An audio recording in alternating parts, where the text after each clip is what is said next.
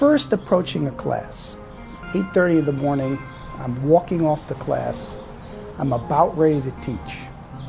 The first thing I'm thinking about is, where are they?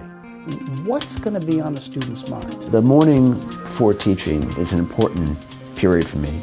I have to go through my whole pre-teaching ritual. I have my pre-teaching trance. If you watch professional baseball players, most really good baseball players, when they come to bat, they do the exact same movements as they prepare for the ball. I've taught here for 22 years and I'm still nervous every day I walk into the classroom. I still don't know exactly how the discussion will play out. The 10 minutes before class are a really fascinating time because you've got about 15 things you want to get done in those 10 minutes. Just before class, I'm usually brushing up on case facts. I just need to be firm in my particular opinion because, there are 89 other opinions that are going to come out during the classroom that I need to either agree with or disagree with. I might kind of skim through some of my notes or kind of think about, whether in my learning team somebody brought up an issue that I hadn't thought about before. Second thing I'm thinking about is, how am I going to get started? What's the opening question? But equally important, who's the opening student? Who's going to be the first person who I asked to lay out the issues? And as the second hand passes the 12 on the clock, we get going. All right, good morning. Our first real taste of competitive dynamics is the case on Holland Sweetener Company in the aspartame business. Your role is that of Winfred Vermees. You're the CEO of Holland Sweetener Company. You're entering the market for aspartame. For the first time, you're facing NutraSweet with competition. And you've got to ask yourself, how do I think NutraSweet is going to respond? With a price war or with normal competition? What do you say? To me, the reason that this method is so effective is that it really mirrors what managers do in real life. We put the student in the seat of that manager or that employee confronting a problem. It's fun, right? I mean, there's a lot of active engagement. It's hard in a lot of ways as well, though. Nothing is spoon-fed to you.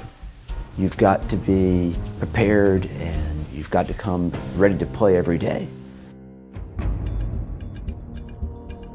The most fulfilling classroom experiences at HBS, you can tell, come with intense preparation from all sides. It's crucial. If you aren't prepared for the class, you can't engage as much. You can't have a kind of friendly, dynamic discussion with all your classmates. Individual preparation is a solo affair. You go through the case, try to master the details, develop the supporting analysis, come up with recommendations. As Winfred Vermees, looking at your competitor, looking at NutraSweet, how do you expect they will respond? With a price war or with normal competition? What do you say?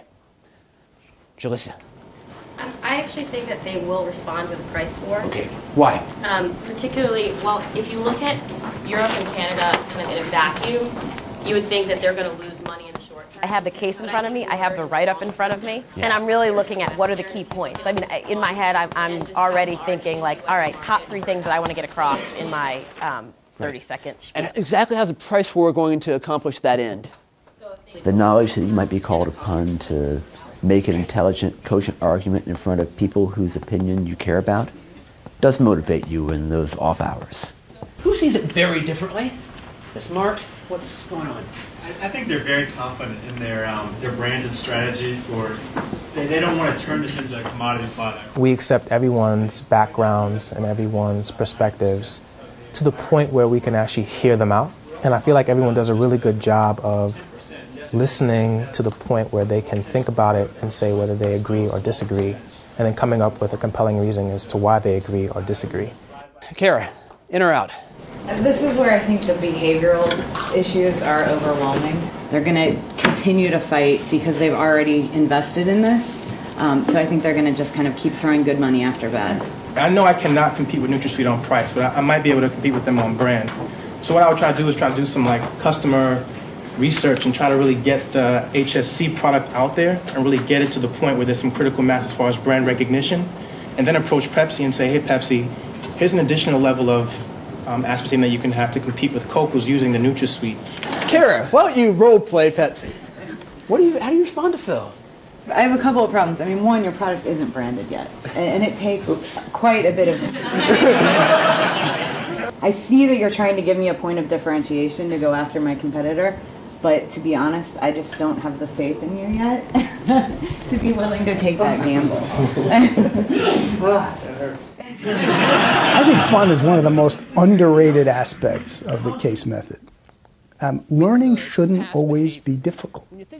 Learning shouldn't be painful. There's a certain element of joy that comes with learning. Jen, you had another proposal. Yeah, so I'm going to go to Pepsi and I'm going to say, I'm only going to work with you. If you just work with me, then I'll lower your price and you're going to get the competitive advantage from working with me, whereas NutraSweet's not going to have to match that because they're just working with Coke. That sounds a little bit better. I found that I learned a ton from my professors, but I really learned the most from my fellow section mates. You never, ever, ever, ever enter a price war if you don't have credible low-cost position. If you ever do that and I learn about it, I will deny that I ever knew you at Harvard Business School. Okay? Never, ever. And then very important what Samir is saying, they entered without any advantage. There was not a superior gap between cost and willingness to pay. That was a major lesson of the case. And in addition, it drew on concepts we had built up over the previous half-dozen cases. So it showed that things had kind of come together for a set of people. We'll continue to look at competitive dynamics on Thursday when we look at the fascinating battle between British Satellite Broadcasting and Sky Television. Thanks.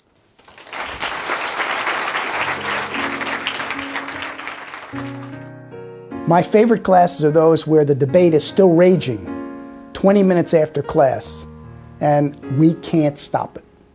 You really give a lot in those 80 minutes as far as listening and vocalizing your perspective. You really start to see why the case method works so well because you're surprised with how much you remember from the case, but also from what people's responses were to the case. I mean, there's very specific situations that any manager is going to experience at some point in their career. We teach people in many ways the courage to act under uncertainty.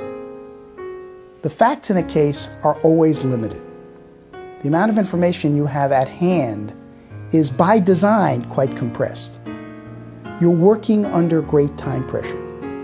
We're asking people to learn how to take a stand. It's not a passive process, and frankly, management's not a passive process. They get to try out many of the component processes of management in the classroom, and they get to build muscles around things like judgment. The answer to most questions is, it depends. If one can leave here understanding under what circumstances you would go left and under what circumstances you would go right, then you've got a depth of knowledge and you've got it kind of in your gut as well as in your head. I think Harvard Business School is the finest teaching institution in the world. And I don't just mean among business schools. Teaching is in the fabric of the culture. We go back in a long tradition, started probably even before Socrates, but we can certainly go back to there. We want to continue in that tradition. Some things never get old.